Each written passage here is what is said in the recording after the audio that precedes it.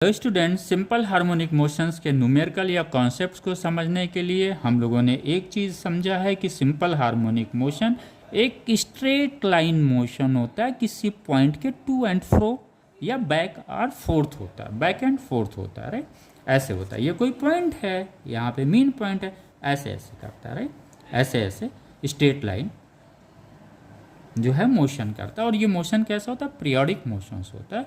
और चूंकि straight line हो रहा है इसलिए सिंपल हार्मोनिक मोशन।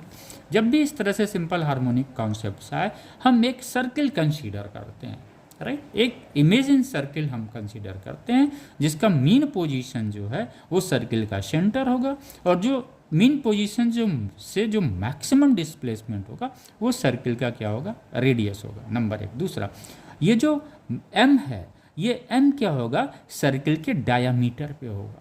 क्या कहाँ अज्यूम करेंगे? सर्किल के डायामीटर पे अज्यूम करेंगे, और ये मानेंगे ये जो सर्किल के डायामीटर पे जो एम है वो पार्टिकल जो है या बॉडी जो सर्कुलर मोशन कर रहा है उसका शैडो है, राइट। उसका शैडो है या उसका फुट है। जब हम उस बॉडी से उसकी तरफ एक लाइन ड्रॉ करेंगे परपेंडिकुलर, तो ये क्या, ये बॉडी जो एम है उस बॉडी का क्या कहलाएगा? शैडो कहलाएगा।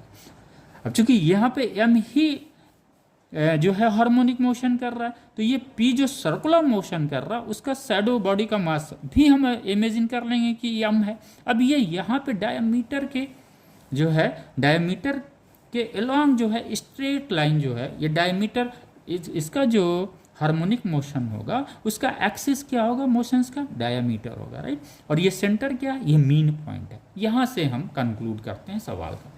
यानी अगर ये कोई बॉडी है जो यूनिफॉर्म सर्कुलर मोशन से कर रही, तो इसका क्या होगा? स्पीड कांस्टेंट होगा।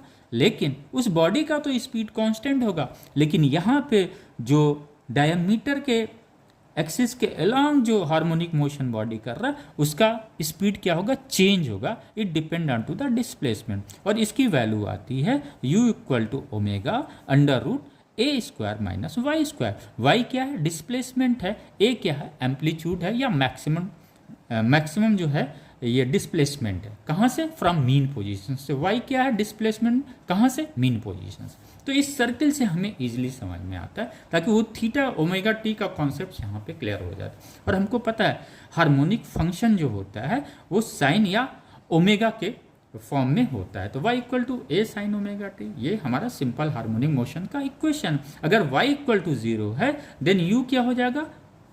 ए ओमेगा हो जाएगा। यानी यहाँ पे मीन पोजीशन पे स्पीड क्या होगी? मैक्सिमम होगी।